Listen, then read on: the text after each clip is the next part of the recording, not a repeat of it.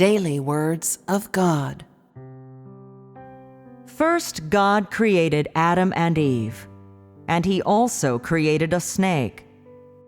Among all things, the snake was the most poisonous. Its body contained venom, and Satan used this venom to utilize it. It was the snake that tempted Eve to sin.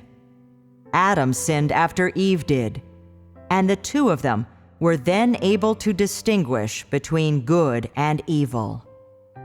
If Jehovah had known that the snake would tempt Eve, and that Eve would tempt Adam, why did He place them all inside a garden? If He was able to predict these things, why did He create a snake and place it inside the Garden of Eden? Why did the Garden of Eden contain fruit of the tree of the knowledge of good and evil?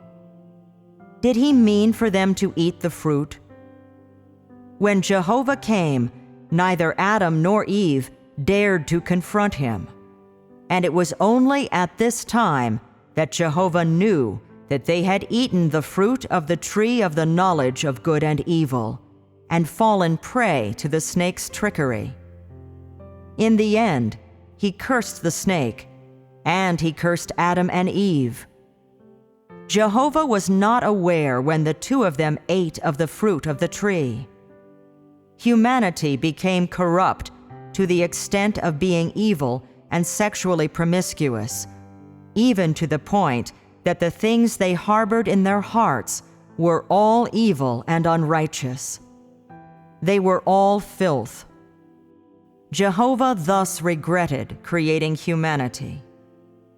Thereafter, He carried out His work of destroying the world with a flood, which Noah and his sons survived.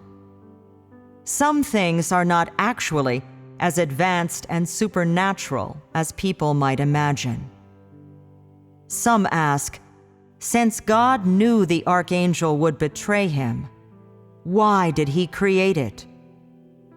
These are the facts. When the earth did not yet exist, the archangel was the greatest of heaven's angels. It had jurisdiction over all the angels in heaven. This was the authority that God granted it. With the exception of God, it was the greatest of heaven's angels. When God later created humanity, the archangel carried out a greater betrayal toward God upon the earth. We say it betrayed God because it wanted to manage humanity and to surpass God's authority.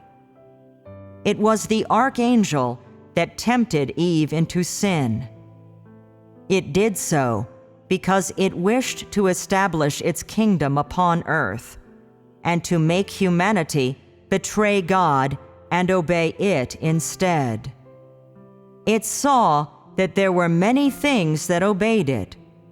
The angels obeyed it, as did the people upon the earth. The birds and beasts, trees, forests, mountains, rivers, and all things upon the earth were under the care of man, that is, Adam and Eve, while Adam and Eve obeyed it. The archangel thus desired to surpass God's authority and to betray God. Later on, it led many angels to betray God, which then became various unclean spirits. Has not humanity's development to this day been caused by the archangel's corruption? Humanity is only the way it is today because the archangel betrayed God and corrupted humanity.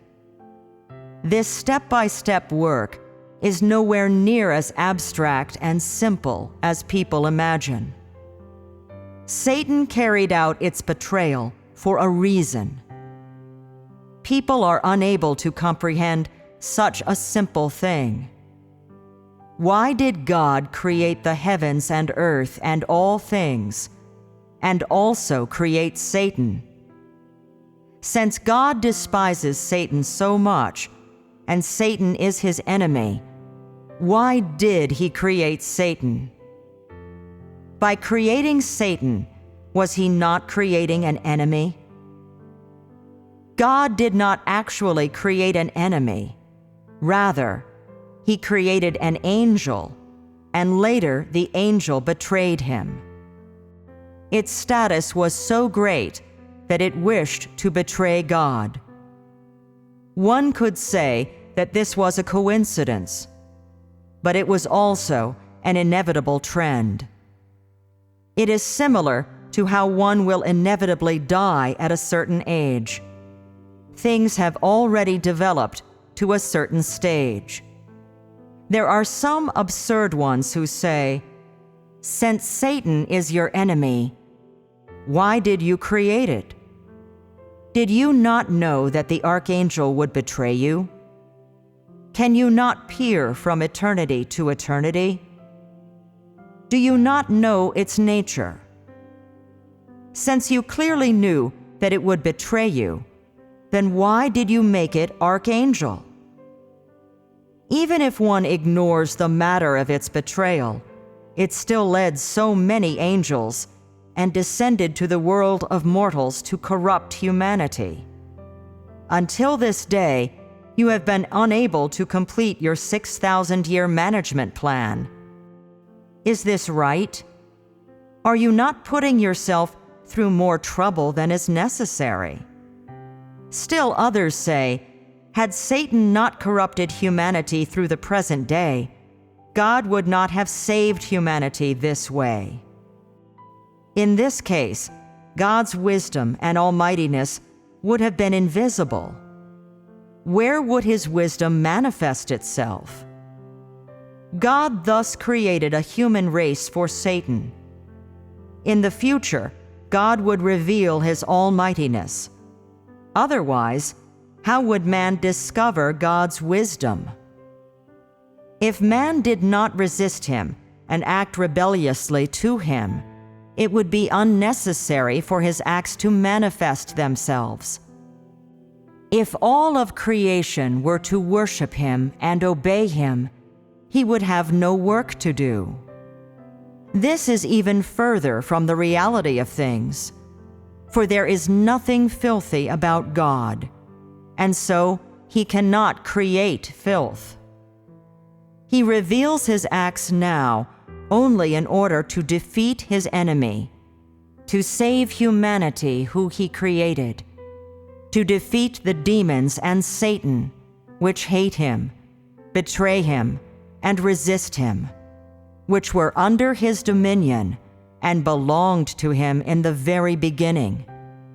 He wants to defeat these demons, and in doing so, reveal his almightiness to all things. Humanity and all things upon the earth are now under Satan's domain and under the domain of the wicked.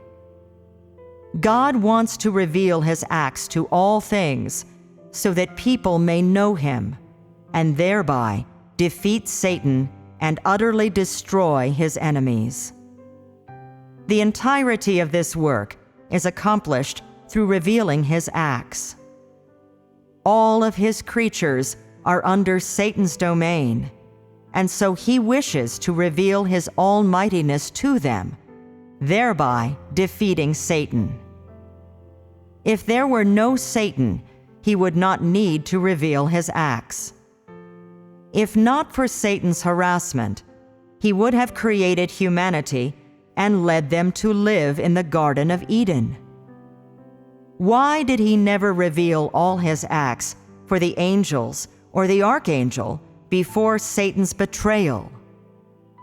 If the angels and archangel had known him and also obeyed him in the beginning, then he would not have carried out those meaningless acts of work.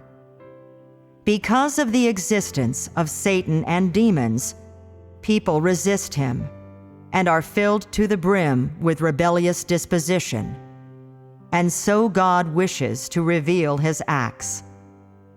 Because he wishes to do war with Satan, He must use his own authority to defeat Satan and use all his acts to defeat Satan. This way, his work of salvation that he performs among humanity will let people see his wisdom and almightiness. The work God does today is meaningful and in no way resembles what some people say.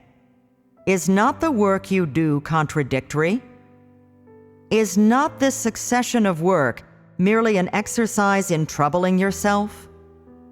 You created Satan, then let it betray you and resist you.